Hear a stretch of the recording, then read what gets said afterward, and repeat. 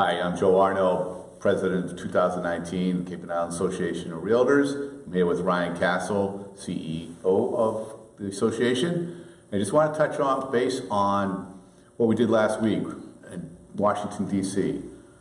Ryan and I and Greg Kiley, the President-elect, were down there with about 10 or 11,000 other realtors trying to influence our representatives and senators into the policies that will help us deliver our job and protect our clients.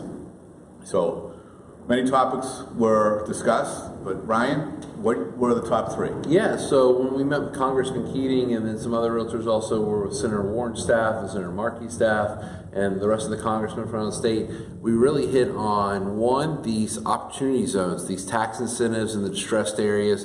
We have 6 on the Cape where you can invest gains and get capital gains benefits out of them as an investment. We want to extend that full length for a little bit longer because the rules haven't even been finalized and yet the full benefit expires at the end of this year. The next is, of course, the extension of the National Flood Insurance Program. The House passed an extension earlier this month, and the Senate should be voting on one next week to extend the program through September 30th. But we really want a long-term extension, and with changes in House leadership, committee leadership, we feel good that by the end of the year we can get a long-term extension of the National Flood Insurance Program. And the last one is infrastructure. You know, to make sure we're investing in infrastructure, our roads and bridges.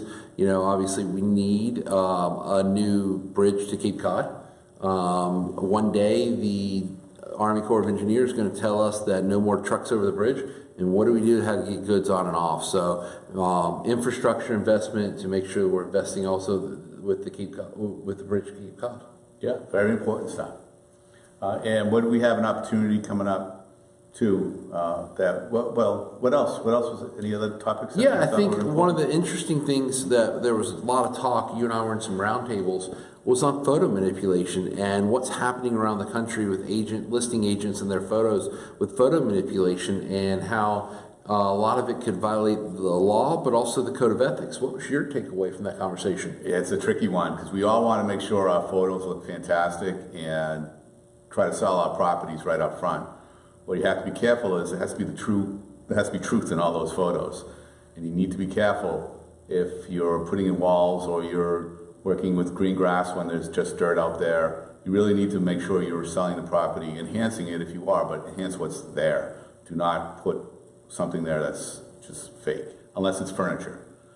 One other thing too that went on that one, Ryan, and you pointed this out when we were there, was fireplaces. Often someone will take a picture of a fireplace, a room with a fireplace, and they'll pop in a flame. If that fireplace does not work, you're misrepresenting. And I don't know about you, but when I was selling all the time, I was always very cautious about telling anybody whether or not the fireplace works and have it get inspected. So by putting that fire in there, you're saying it works. Yeah, and our MLS advisory group at their next meeting is going to be taking up photo manipulation to see if there's any changes we need to make our MLS photo policy on that based on some of the comments we heard back from around the country on best practices. Yeah. And the last thing that the National Association of Realtors Board of Directors did was they updated the Code of Ethics slightly for next year. So starting this year, if you request in writing from the listing agent as the buyer's agent that you submitted the listing agent submitted the offer, the listing agent has to give it to you.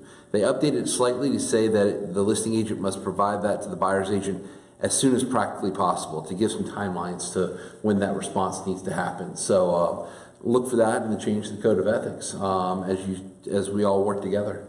Fantastic.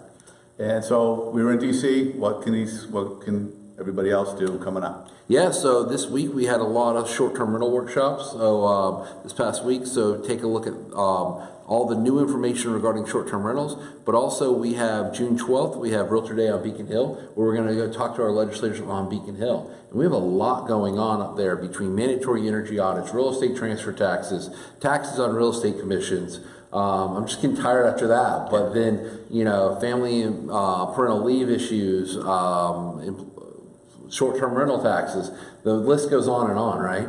One of the things I really took home from last week was that realtors have a strong voice. our government wants to hear from us. We're with people, we're making things happen. Real estate's 1/5 of the gross domestic product, GDP. So we make a big difference in the economy, and our representatives need to hear that. So June 12th, grab a bus from Sagamore park and ride, or from Cape and Island Association Realtors Building, and we go up. We'll meet with our senators and reps, and we will have, we'll make our voice heard. Yeah, and the last thing we have coming up is June 20th. We have the Summer Soiree and Awards Night, where we give out the Realtor of the Year, the Distinguished Service Award, named in honor of Chuck Lockhart, and also our newer award, the Good Neighbor Award. We'll also present grants from the Massachusetts Association of Realtors Charitable Foundation to 4 organizations on Cape Cod and the islands, and then also recognize all our Leadership Academy graduates this year. So great night, $50 to attend, includes open bar and hors d'oeuvres, June 20th, so we hope to see you there. Fantastic. Thank you.